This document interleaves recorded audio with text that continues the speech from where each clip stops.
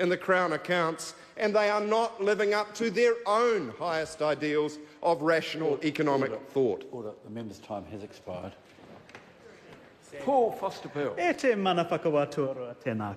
Mr Speaker, in making my brief contribution on this bill, the Public Finance Sustainable Development Indicators Amendment Bill 2016, I want to first begin by congratulating the member, James Shaw, for bringing this well-intentioned bill before the House.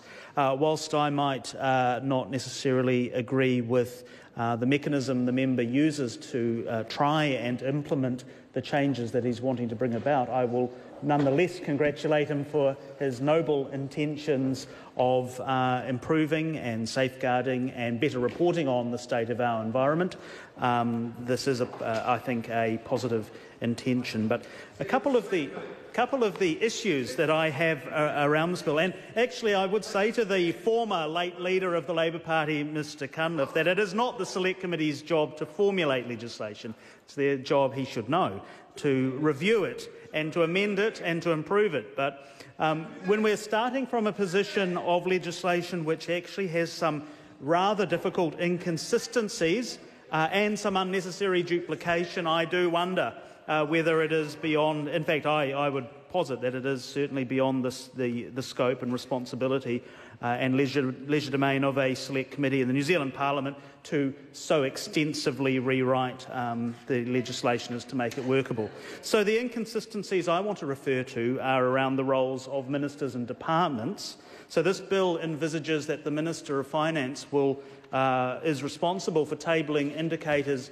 that are prepared by departments other than those for which he or she has responsibility, specifically for Statistics New Zealand and the Ministry of the Environment. This would be a rather strange departure from the usual pattern of ministerial accountability that is customary and normal in this House. It would also require the Minister of Finance to explain how the principles of sustainable development have been incorporated into the economic and fiscal update, even though it is actually the Treasury rather than the Minister who are responsible for the content of those economic and fiscal updates. So I think that is definitely problematic.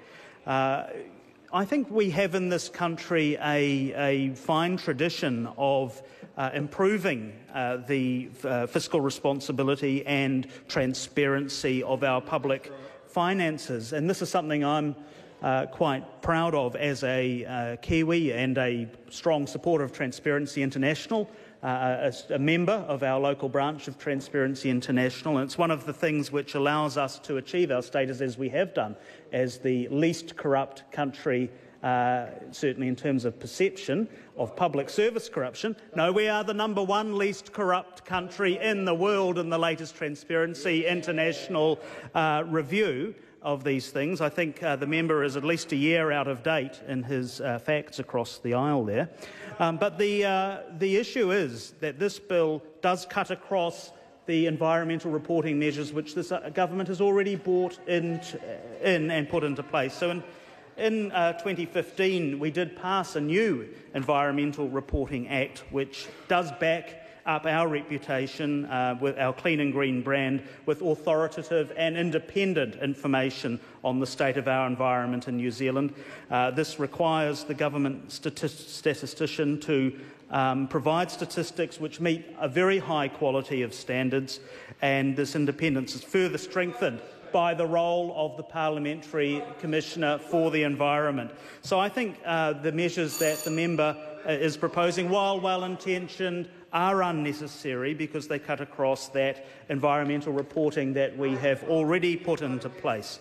So whilst I support the concept of greater clarity and transparency around our environmental reporting in New Zealand, I think the bill is both inconsistent in the way it proposes that ministers would undertake their roles, and it's also unnecessary in light of the legislation that this government, which is deeply concerned about the state of our environment, which is making many positive steps towards improving the state of the environment. And let's just reflect briefly on the predator-free by 2050 goal, the creation of many new reserves, all of these sorts of positive steps. I think it is unnecessary, and for those reasons I will oppose this bill and not commend it to the House.